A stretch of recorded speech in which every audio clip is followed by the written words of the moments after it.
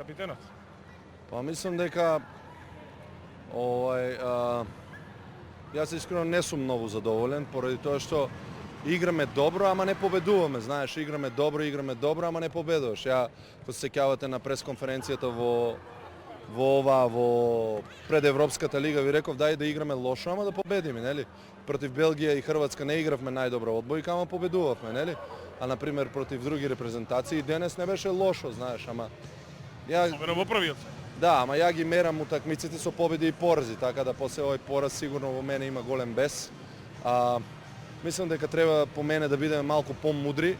Ние за некои бомби повеќе се расправаме отколку за некоја кувана топка и некои лесни поени кои што ни паѓаат.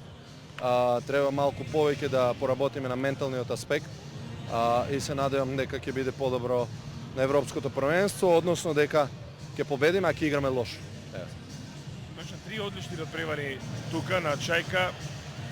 Прв поентер во македонската репрезентација и денеска во рамките на вашите можности. Што ни недостигаше реално во вториот сет за да се вклучиме во приказната? Не можеби да израмниме, него да не дозволиме во третиот така лесно да реализираат противниците.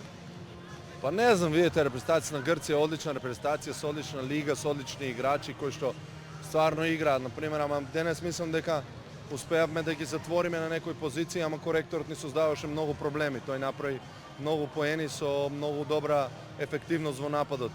Овој од 70% и на 20 поени.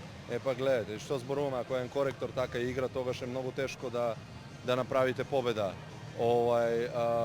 Што ни недостига? Ни недостига можеби малку храброст повеќе, малку ментална чврстина повеќе, односно таа дрскост за победа, знаеш, не се нешто сме меки, све ајде добро, идеме заедно, добро.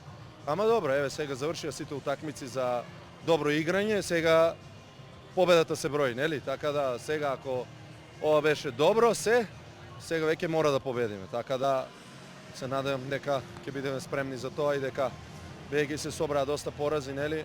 Нема да влие врз нашата самодоверба, нема да влие врз нашата ментална црстина и дека исто така моје мислење дека репрезентацијата на Данска и Црна Гора не се толку јаки репрезентации како Грција, како Египет и како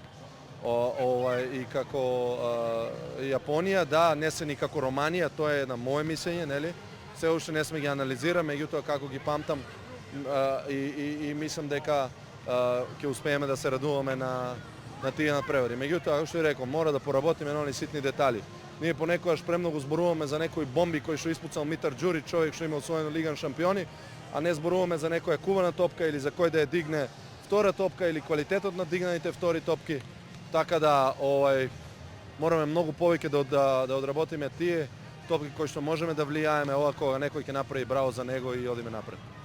Со среќа, позитивно, успешно во овие завршни денови пред почетокот на европското првенство и во ова кратко време уживајте со најблиските.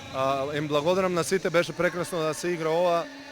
Се извинувам што денес не покажуваме подобра игра.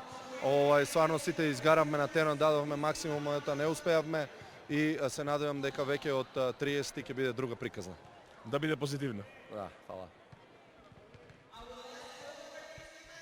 Добро е што го пополнивме времето со овие две интервјуа. Јас се надевам дека ако има некоја церемонија на затворање ќе почне, оти да не одиме и предлабоко со програмската шема на македонската телевизија.